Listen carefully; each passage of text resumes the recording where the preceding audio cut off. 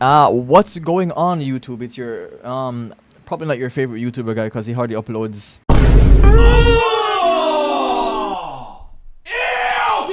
Yeah, sorry about that. You know, the real world has your boy in a chokehold. But yeah, right now I just want to talk about a game I'm actually enjoying. That would be Once Human.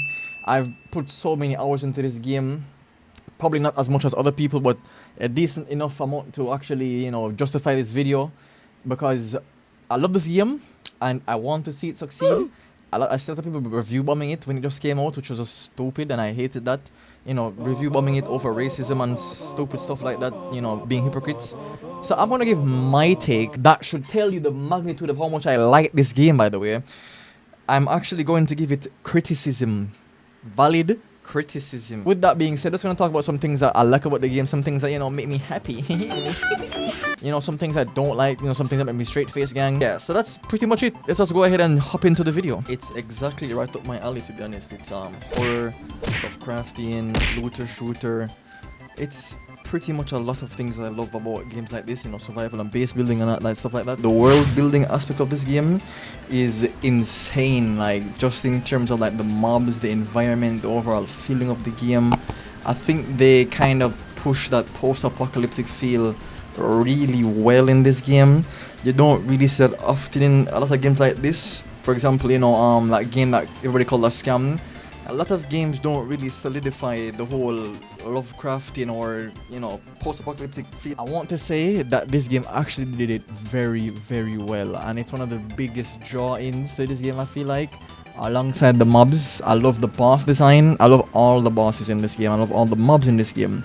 None of the mobs really do feel the same, unless you're going up against like a PvE scenario that does reuse the mobs, like for example layers or some of the silos. But like the monoliths, none of the monoliths feel the same, and I really do love that. So yeah, I love the map, love the environment, love the mobs. One of the best things about this game is when this game is a horror game first, it's stringing along to be a horror game, whether that's on purpose or by accident. I really do love those aspects of the game, like just the jump scares, or you hear the mob but you don't know if it's near you or nothing, and you turn around and you're looking right at it, right in its face. Love that so much about this game, and I wish the devs would play into that more a bit, which will bring up later. Zero pay to win, you have to love it. Like, zero pay to win. Everything that you pay for in this game is purely cosmetic. I bought the battle pass, I bought a couple skins. Everything else is just completely free and up to you if you want to support them. I supported them because I do believe that these devs do indeed deserve your support, and your patience. So, what's not to love about zero pay to win in the game, right? Other things, all of these weapons, all your gear sets, as long as you grind enough, as long as you grind enough Starcrum, you can pretty much get any blueprint you want, any armor set you want, any builds you want to try. As long as you just play the game, which is fantastic, and all the things that you pay for in this game. For example, if you look at the battle pass, which I did buy the battle pass because I did support them. None of these things on the paid side of it is pay to win. It's all cosmetic. All cosmetic. Everything that I guess we could say you'd pay for in other games, like for example, the in-game currency, which is Starcrum, that was free. I was like, look at this. The exploration of this game is just like, isn't that cool? Come on, you can't tell me that's not cool, right? You don't even have to gamble your, the Starcrum you played for. You can just buy the blueprints. As long as you set up enough blueprints, Starcrum, something, whatever, you can just buy what you want. So even in this aspect, there's no gambling, there's no gacha, there's no pay to win. It's just patience and dedication to the game, which, that's all games should be, right? If you love the game enough, you should be rewarded to, playing it. The building aspect of this game is also very good. I love how, as long as you have the materials, you can just always go into the creative mode basically and build your base. Recently they added a grid system, so that makes things more symmetrical, more neatly, which I love. Due to the system how it works, you can have a lot of things going passively, your passive farms like the acid farm here, and your regular farm, stuff like that. I do hope that they add the ability to add custom images into this game, because you have the thing that you call let's see if I can find it real quick. Decoration. furnishing items like these, right? So you know you can put this on the wall and you can upload. Well, you can put images of it that you found that you had in game. I really do wish that they would allow you to add your custom images, but I guess that would require like a lot of regulation, because you don't want people to put certain kind of things in your game, certain kind of hateful things and stuff like that, right? So I love the deviation system. It's perfect. You know, the ability just to have little guys running around the base doing whatever, you know, being able to interact with them, pretty much it for things I love about this game. Let's go into some of the things that I don't like and I wish they would probably do a bit better. So let's go ahead and go back into the first point that I made in the first place, right? Which was the beauty of the landscape. The beauty of the landscape and the mobs that inhabit it is very wasted in my opinion, because, which ties into another issue, is the map doesn't really feel alive, or you as the player character you don't really feel like you have a lot of impact on this map. You know, you have the Ancient Ones trial, which is that sick flying whale thing in the distance that you see in the background. Like, you know, it drops the cortex course. It's just wasted, because imagine that you have this giant whale thing, right? And you couldn't really interact with it before. Now you can, but it's regulated to a shoot the balloon minigame. Think about that. You have this giant dragon thing that flies around, and all it does is makes you shoot balloons. Nah, that's just crazy. Like, look at this. This is just insane. Look at this mob. It's a little bit of a gimmicky kind of event. Yeah, very gimmicky. Look at this mob and look at what we have to do with it. This is what it's relegated to. Popping balloons. Come on, bro. This is not the kind of game for something like this, bro. We should be inside this plane, fighting it from the inside, trying to kill it, trying to, you know, so it doesn't affect the map. For example, you know, like I said before, make it so that once you beat the mob, it drops cortexes. If you don't beat the mob, it impacts the map very, you know, very highly, and players have to deal with that until, you know, it wears off. You know, if the mobs get stronger, or there's more density of mobs, something. Come on, I'm 100% sure nobody wants this cutesy stuff, bro. They want to feel like they're in a zombie world, bro. Come on. What I think they should do is add more like dynamic gameplay. For example, that same wheel, right? Instead of it being a shoot the balloon thing, right? You can have it land on Chalk's Peak, which is the part of the map where you go. You can have it land on Chalk's Peak, and when it lands on Chalk's Peak, you have players in the area or so have 10 minutes or 5 minutes to get to Chalk's Peak and board the plane. And once they're in the plane, they have to try their best to kill the plane from the inside out by, you know, like you go inside the plane's stomach or whatever, and the plane is actually trying to get you out, because, you know, it has hands for a mouth. So while you're shooting it, you're shooting the inside of it to get its HP down, like Mandibus, the things that comes out of the sky, the things in the hand. You're shooting it from the inside to get it to, you know, to die or to land and to whatever. It's actively trying to pull you out by using those hands to fling you out the plane. It will tie into, why am I doing this, boss? We see other planes flying around, dropping the chaos cortexes for PvP and stuff like that. Make it so that, you know, the plane that lands at Chalk Peak, we have to complete that boss to trigger another boss, which will be the other planes coming in to drop the cortex courses. And let's say, for example, we don't get to beat the boss, right? For some reason, we don't beat the boss in some time frame or whatever. Maybe instead of dropping cortex course, it drops more mobs that we have to, you know, put up with for a set time frame because we failed the boss, right? Another dynamic thing that I wish they would do with the map is that you have all these places on the map, right? You have the Blackfell Inn, you have Tallgrass Inn, you have Deadsville, you have Mayor's Market, you have Greywater Camp, and all those places are points of interest. What I would love for them to do is, like, I don't know if weekly, monthly, or whatever, they would have the mobs, the different mobs that are on the map, or, you know, like, for example, that could be the zombies, that could be the deviants, whoever, or It could be like the Rosetta mobs or the what they call the vultures. They are attacking these points of interest, right? They're attacking these places, and you as the player character have to defend these places.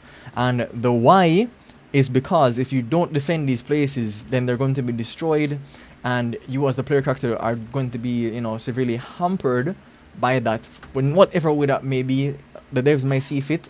And if you did defend it, then, you know, that's great to get your materials, to get some rewards for doing it, you know, defending the landscape. That would be great, which also ties into something I hope they do in the future, because this game is going to get a lot of popularity due to, you know, the incoming PvP that's coming soon. With the incoming PvP, I would hope that these same points of interest, you, the player, you know, the players could capture them. Like, I guess, like in Black Desert, when you have guild wars and, you know, you do guild wars in that area, you secure that area and you get certain benefits from that area. For example, your guild, when they go to Tallgrass Inn, can get some exclusive deals on, you know, energy links or star trace or stardust or source, something like that, something to make the map feel alive and give you a reason to do these things. Like, you know, just running around doing them. Okay, cool, fine, cool. Like, I want the map to, I want there to be a reason for this, because this game is a MMO. This game is a MMO force, right? It's not really a looter shooter or a, you know, Rust first. It's a MMO first RPG. So I would love for them to play a bit more into the RPG aspects. You know, PvP that's coming next season. This brings me to my next issue, is how PvP works, which is in tandem with my some other issues. So I don't like how PvP works in this game, because the movement in the game isn't really the best. Like, if you watch some videos online and you see how people move in the game, it's not really fluid. It's really clunky. There's a bunch of people rolling there, rolling there, rolling there. Not much skill expression in that. And this game, in terms of PvP, is just one big DPS pump. Like, who does the most damage? You know, 2-tapping everybody, 1-tapping everybody. That's it. There's no, again, there's no skill expression. There's no counterplay. Just point and shoot, and who does the most damage wins. Like, I get that's fine in terms like in terms of a team deathmatch kind of thing, where, you know, you have GVG wars. But with the open PvP that's coming, I really do hope that they look into how the game flows as a whole, like the damage, the movement of the players, stuff like that. Because if you're going to do open PvP, and at the moment I walk out into the open, into the unsafe areas, and somebody just 1-taps me or 2-taps me, and that's it, that's the entire PvP, then that's going to be lame, bro. That's going to be extremely lame. Something like, you know, since it's a third-person game, something like a Fortnite, a Spellbreak, you know, dodging and weaving and, you know, using the environment to your advantage and not getting 2 shots by guns. So I really do hope that they, you know, turn down the damage in this game. And deviants, the balance of PvP deviants, right? I don't have any footage of it now. I'm going to probably, for a lot of my points, I'm probably going to be using other person's footage and, you know, crediting their channels. But there are some deviants in this game that are just so strong, so overtly strong. For example, this one right here, which is the Wonder, I believe it's called, the Mini Wonder, right? The fact that you can have this guy, let's do a comparison here, right? So this guy has the ability to soak all bullets that you would take, as long as it's out, right? So if we go ahead and take it out now, 1, 2, 3, 4, 5, 6, 7, 8, 9, 10, 11, 12, 13, 14, 15, 16, 17, 18, 19, 20, 21, 22. So roughly around 22 or 23 seconds, give and take, of your opponent and you not taking any damage, no bullet damage. That's insane. Couple that with the fact that you have, for example, you have the savior blueprints, right? You have the savior blueprints. Let me see if I can find it right here. You have the savior set.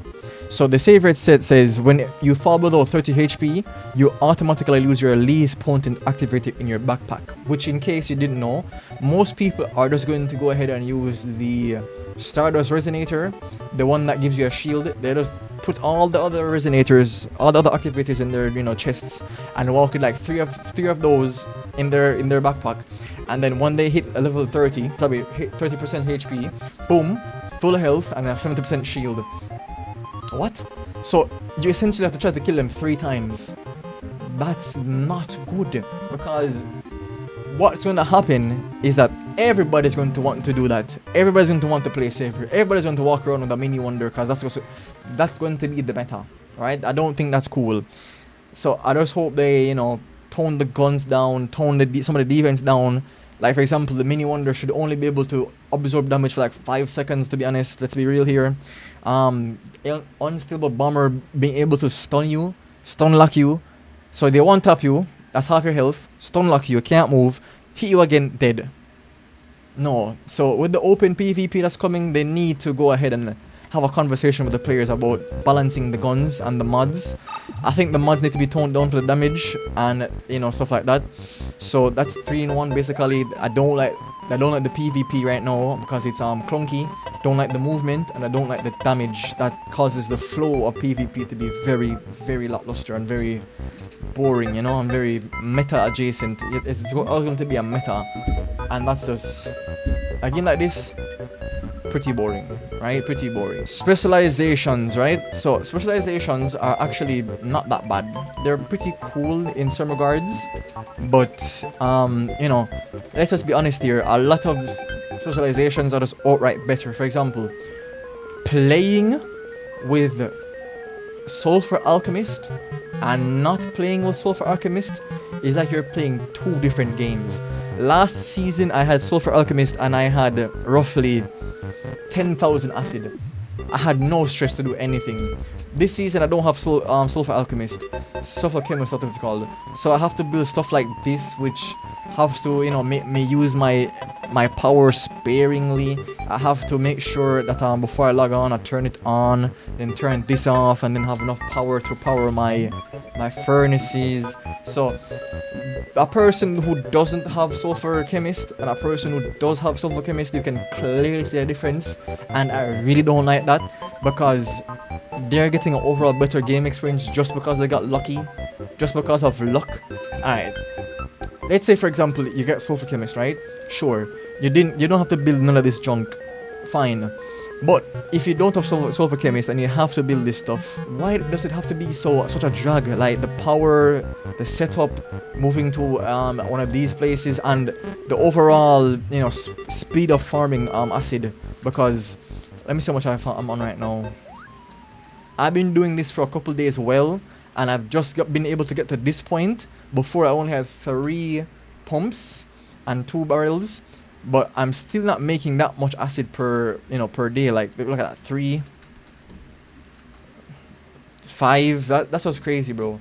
And a person with Sulfur Chemist can just put down 6. What's it called? 6 benches, 6 chemist benches, and then set all 6 of them to make 100, 200 acid each. That's basically 1200 acid. Just go to sleep, wake up, 1200 acid. Go to sleep, wake up, 1200 acid. Go to sleep, wake up, 1200 acid. Versus this, I have been doing this for days, and I've still yet to get at least a stack of acid. I don't even have a stack of acid. So that's something I don't like about specializations. Well, some of them at least. For example, right? Something else I don't like is this. Like, look at this. This is what happens when you give players complete free reign to do anything in certain aspects, because you have douchebags who just come in here and just throw their cars around and just block entrances and make the game overall, you know, harder for other people just because they can. So maybe it's a case where they could make an area specifically for this, or make it so that people just can't spawn their cars, like put up a fence here, you know, that they can't put their cars through. Cause look at this. This is just crazy, man. I do wish they were a bit smarter. I don't like the current AI of mobs. I'm going to show you what I mean shortly, right? So for example, this is something I wish a lot they did with the mobs, because the kind of game that this is, you know, post-apocalyptic survival, you know, the density of mobs could be a bit better. And this is a sniper rifle, right? This is a sniper rifle. It's not quiet. So let me say, for example, I went ahead and shot this mob. Alright, I fired my shot. Why haven't any of these mobs responded to that? Why is that the case? I don't like that at all. the one that I shot after really heard the gunshot. I wish it was a case where me doing that in a certain area of the game, it resulted in the mobs being proactive and hearing the shot and coming towards me. Like I want a giant zombie horde running me down and I have to go in guns blazing and blah blah blah and stuff like that. That's what I wanted out of a game like this. What's it called? Days Gone? That's what they call that zombie game? I want Days Gone level of zombie density in some cases where I have to either I'm going to have to go in guns blazing, or we have stuff like this, right? The Predator, which right, so like that, right? So like this, mobs cannot see you when you're invisible like this. So let's say you don't want to take like a violent approach, you just want to sneak in, grab some stuff and leave. You can go invis, take what you need, leave. But to keep in mind that when you run or sprint and stuff like that, it does wear off. Stuff like that could be cool. And here is the thing that most players, the most controversial thing about Once Human and its game design, which is the resets, right? Personally, I don't really hate nor love the resets. They're just there and I have to deal with them. At first, I thought the resets weren't going to be that impactful on all the game and such, but being a person who last season had Sofa Chemist and now this season doesn't have it, and it just feels like I'm playing a lot harder game, a lot more boring game. I don't like that. For that example, I don't like having to do with the quest over again of killing the bosses and stuff like that. I really don't like that at all, and it's weird because you have to kind of do it because it's your best way to gain XP and level up and go to level 50, but redoing it over and over and over and over and over and over and over is going to get very boring very quickly. And heck, I didn't even like doing it in the first place. In CBT2 was the only time I actually completed the mainline quest. Sorry. After that and since that, I don't even pass the Forsaken Giant because I don't really see a reason to. There isn't really much of a reason to. So having to reset and having to do it over and over again, boring. The next thing is that people who generally play a game like this love to hoard. Like they want to hoard stuff. Like for example, even something as small as the food and how quickly they expire, right? How quickly food expire, it really invalidates you farming them, because me as a player, I like to be prepared. I like to have my things right on hand. The moment I need something, snap, I go ahead and get it from the fridge, for GVG, food bonuses, whatever, such and such, stuff like that. And the fact that every wipe, I have to redo all of this and get back up to a certain point where I'm comfortable, with my ores and my gathered materials and stuff like that. Having to do that constantly over and over it's not a great feeling. It really isn't a great feeling, and stuff like that. So I hope they really look into it.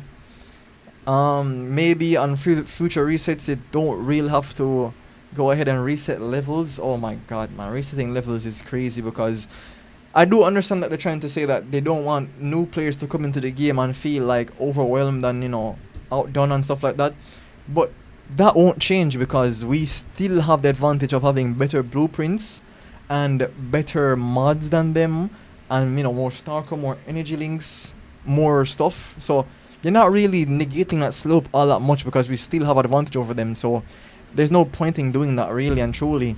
What I think you guys should do is make it so that we don't reset level, and for new players they don't have to partake in PvP until they reach a certain level.